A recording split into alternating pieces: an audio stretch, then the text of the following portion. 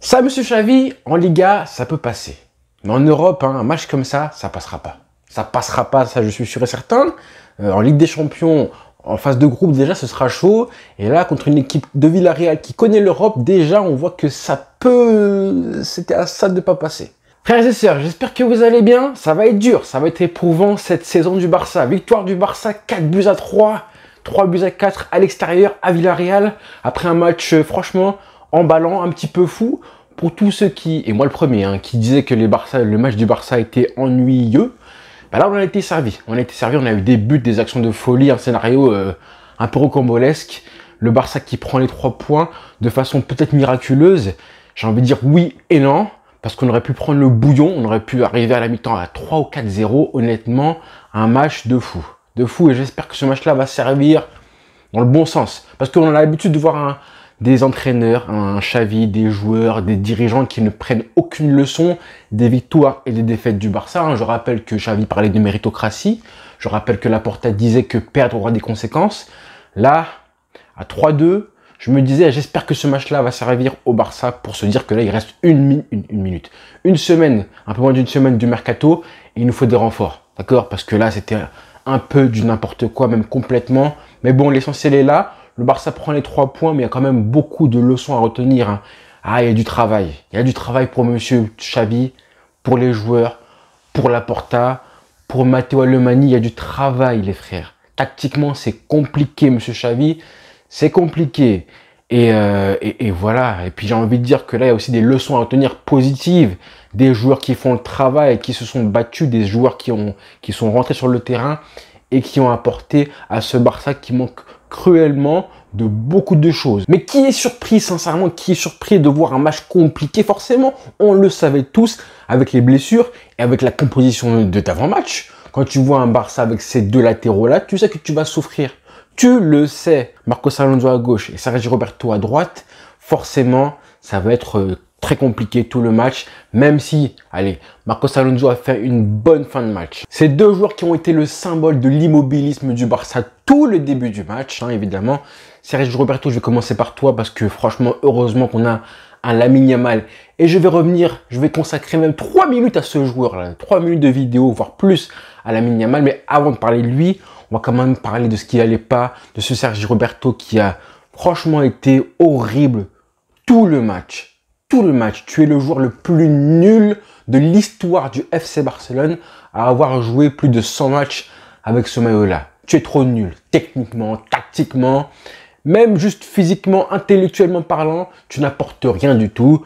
Tu as franchement livré à lui-même un Lamine Yamal qui était tout seul pour attaquer, tout seul pour créer du danger dans le couloir, et tout seul aussi défensivement, livré à lui-même pour défendre sur l'arrière gauche de Villarreal qui a fait un gros match, qui a marqué, qui a fait une balle décisive.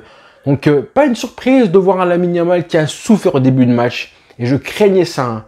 Imagine le côté droit avec un mec comme Lamine Yamal et Sergi Roberto. Je me suis dit, le pauvre, il a 16 ans, il est livré à lui-même, défensivement et offensivement. Comment les dirigeants du Barça peuvent prendre autant de temps pour amener Cancelo? Je ne comprends pas. Apparemment, les infos disent qu'on va devoir attendre jusqu'à la 31 août à la fin du mercato. C'est insupportable. Et on l'a vu dans ce match-là, comme quoi avoir un latéral droit, c'est hyper important. Mine de rien, on a quand même ce joueur qui est une pépite, qui apporte ce premier but-là. À 1-0, je me suis dit, mais en fait, il y a 1-0 pour le Barça grâce au talent exclusif d'un mec comme Lamine Yamal. Clairement, son dribble, c'est pas un dribble où il élimine, mais le centre est parfait. Il se crée un espace, voilà. Il n'a pas besoin de dribbler parce que ce mec-là joue juste. Il joue tellement juste. Il a compris le football qu'il n'a pas besoin de dribbler pour comprendre ce qu'il doit faire. Il se crée un espace. Il fait un centre parfait. 1-0, but pour le Barça. Et à ce moment-là, c'était un hold-up. C'était un hold-up complet parce que Villarreal a fait le début de match parfait. Ils sont à domicile. Avec un Quique Setien, tactiquement, qui est au point, qui régale vraiment, c'est un super coach. Même si au Barça, ça a été très mauvais parce qu'il n'avait pas les pouvoirs, ça reste un très bon coach. On l'a vu avec son équipe, avec des joueurs qui comprennent tout tactiquement ce qu'ils doivent faire. Un Alex Baena, quel joueur, mon Dieu! Alex Baena, j'en ai déjà parlé il y a 1 an de ça. Si jamais Joao Félix ne vient pas au Barça, si on n'a pas de thunes, pourquoi pas, moi je prends un mec comme lui. Enfin, franchement, ailier gauche, un mec comme Baena, c'est très très fort. Excellent, il a fait un très beau match. Et puis voilà, 1-0 pour le Barça à ce moment-là, à un quart d'heure du match. Je me suis dit, mais en fait, là, c'est un hold-up complet. Vraiment, on s'est fait bouffer. Et après ça, comme par hasard, 2-0 ensuite. Là, 2-0, je me suis dit, là, franchement, je pense que vous et moi, à 2-0, on se disait, c'est pas mérité, c'est sûr, c'est pas mérité. Mais je pense que tous, on avait au fond de nous ce sentiment qu'on pouvait se faire rattraper et renverser. Donc à 2 partout, c'est pas une surprise que le Barça se fasse remonter 2 partout. C'est même un petit peu injuste pour Villarreal d'arriver à la mi-temps à égalité parce qu'il y a eu 4 buts. Il aurait très bien pu avoir 4 buts pour Villarreal et 0 pour le Barça, clairement. Mais tu prends, parce que le talent individuel, le Real Madrid par exemple, le nombre de matchs où eux, ils sont habitués à se faire dominer comme ça, à se faire piétiner et à réussir à s'en sortir grâce au talent individuel de leurs joueurs. Ça, le Real Madrid le fait très bien. Nous, le Barça, c'est beaucoup plus rare. Mais ça arrive et c'est arrivé au début du match. Comme ça, le talent individuel. Et on en a besoin. On en a besoin d'avoir. On a eu Messi qui l'a fait pendant des années. On en a besoin aussi. Et Lamine Yamal, il incarne ça de plus en plus. Ne vous inquiétez pas, je n'ai pas encore consacré mes 3 minutes pour lui. On va en parler après.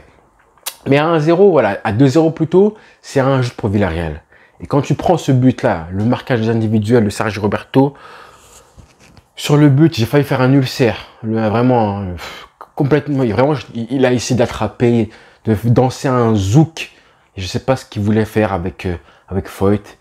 2-1 et le match change évidemment. Le match change complètement. Voilà, deuxième but pour Villarreal. Après un mauvais alignement de la défense, clairement. Et c'était mérité pour eux. Le troisième, c'était encore une fois le troisième but de Villarreal. C'est clairement, encore une fois, une leçon pour le Barça. Alors, je ne sais pas si Christensen était blessé, mais quand tu vois l'alignement de M. Eric Garcia qui entre en jeu à sa place, je ne comprends pas, moi, Xavi. Je ne comprends pas ce choix-là. Je ne comprends pas le choix de le garder.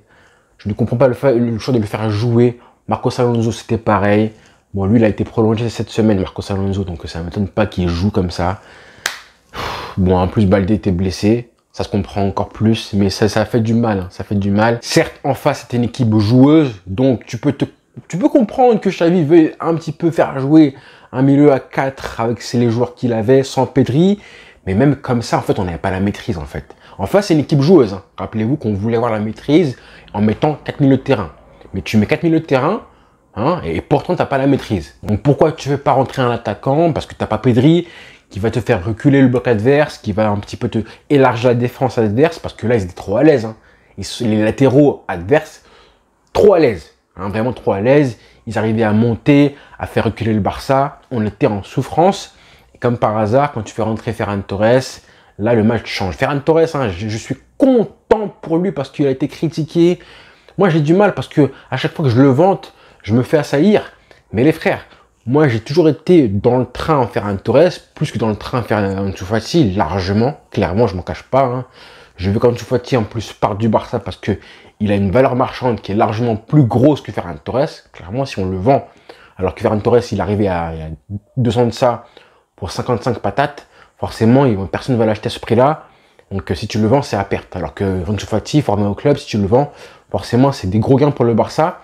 Et Ansu Fati, son entrée, elle est catastrophique. Elle est catastrophique. Donc, franchement, j'ai même pas envie de le critiquer plus que d'habitude. Pour moi, c'est pas un joueur.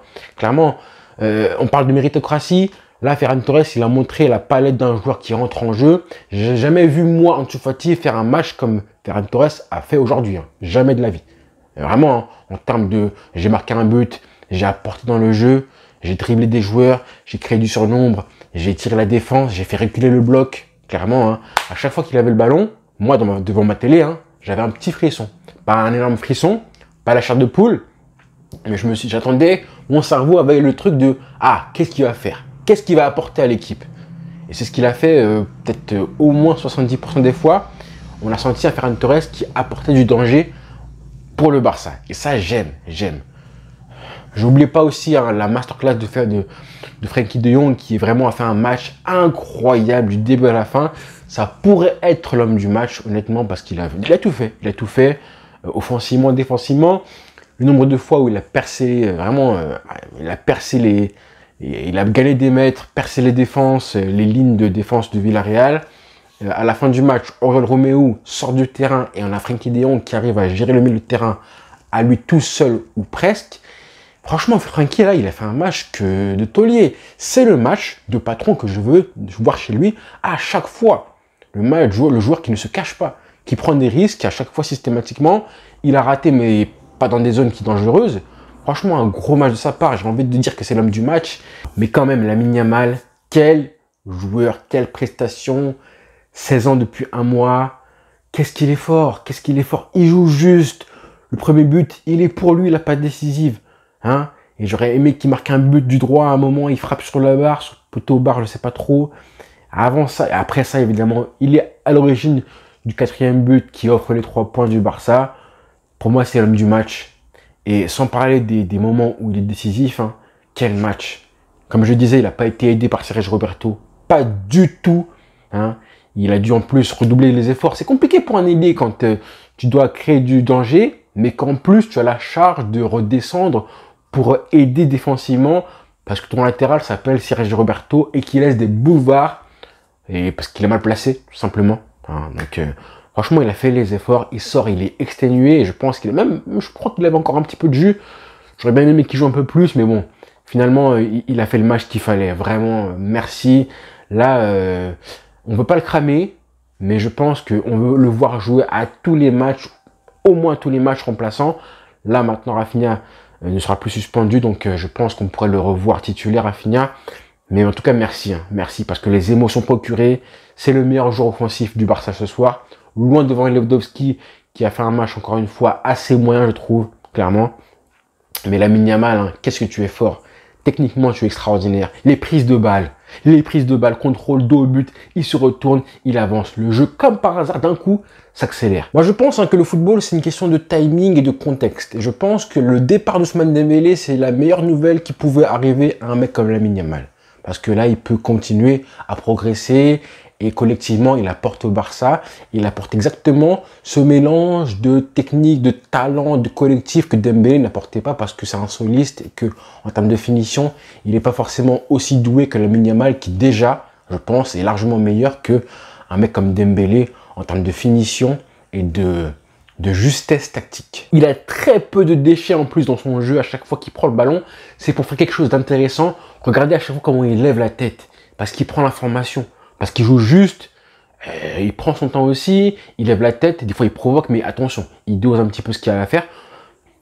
Voilà, hein. Quand il faut croquer, bah, il frappe au but, et à chaque fois qu'il a frappé au but, ça a été dangereux, et ça a été la bonne chose à faire. Clairement, il aurait pu marquer 2 buts ce soir, un poteau et l'autre poteau, bah, ça amène le but. Dommage pour lui, mais bon, en tout cas, il a fait son match, hein, et merci, hein, franchement, 16 ans. Tu es trop fort. Gavi aussi a fait son match. Hein. Franchement, j'ai bien aimé ce qu'il a fait. Parce qu'il a porté offensivement, défensivement. Il marque ce but-là voilà, il marque un but quand même. Voilà, c'est bien. Et voilà, je l'ai pas trop senti un peu dans la friction. Mine de rien, il a apporté son impact physique. Parce qu'il fallait répondre à l'intensité. Ils nous ont quand même bouffé en termes d'intensité jusqu'au moment où ils étaient cuits. Le 3e but du Barça vraiment leur met un coup sur la tête. Et c'est ce qu'il fallait faire. Hein. Quand tu n'arrives pas à broyer l'équipe en face, techniquement, comme on le faisait il y a 10 ans avec l'équipe qu'on avait de fou, ben, il faut que physiquement, tu répondes autrement, hein, par l'impact, par la combativité, c'est ce qui a été fait ce soir. Et ça fait du bien de voir une équipe qui sait se battre, avec des joueurs qui ont faim, qui ont la dalle, hein, pas des joueurs nonchalants comme Ansu Fati qui a été horrible encore une fois, mais des joueurs qui ont la dalle. Hein. J'ai bien aimé aussi l'entrée de Fermin Lopez. Et voilà, c'est difficile, et c'est à la fois simple le football. Si tu peux te dire que oui, si on avait joué avec que 3 attaquants au début, ça aurait été peut-être mieux, mais pas forcément. C'est peut-être le fait de les avoir aussi usés au début du match qui fait que, à la fin du match, quand tu fais rentrer un mec comme Ferran Torres, là, du coup, il a la faim, il a la dalle, et le match bascule. Peut-être que des mecs comme Ferran Torres, Ansu Fati, s'ils avaient été titulaires, ben, ils n'auraient pas eu le même impact. Vous voyez ce que je veux dire? S'ils avaient été titulaires, c'est différent. Hein. Donc, la méritocratie va être importante. J'espère qu'on aura des matchs où Xavi va essayer de jouer différemment que le 4-5-1 là avec le milieu de terrain. Pourquoi pas tenter un autre dispositif? Mais il y a beaucoup de travail, hein. Beaucoup de travail. On est à ça de passer à une crise et on est à ça de prendre confiance. Donc là, il faut vraiment que le Barça fasse le step-up vers l'avant. Mais qu'est-ce que c'était dur. Mais bon, on aime ce club. Hein. On souffre, mais on aime ce club. On aime ça et quand ça finit bien, c'est encore mieux. Donc voilà les frères. Allez, bon dimanche à tous. Ciao.